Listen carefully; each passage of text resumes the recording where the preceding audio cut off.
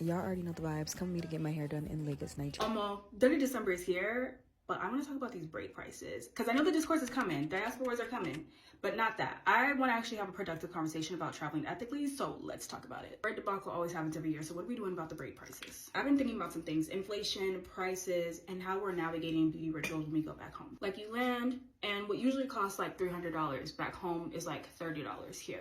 It always sounds like a win, but is it really? Let me use my Berkeley brain and political economy degree to really break it down. When we as tourists from stable economies come to the countries like these and we're paying more in the local prices, like let's say, you know, braids are $30, but we want to tip and we want to spend and give them $100 more because they deserve it. Even though it's still cheap to us, we could be tipping the scales economically. I feel like what people don't realize is that over time, our tourist prices can eventually shift the market. Next thing you know, locals can't afford what's always been accessible to them. But then there's the flip side. They do need that influx of tourism money, especially during Dirty December. I really do think that braiders, stylists, vendors really do depend on us during this peak season to help sustain their businesses.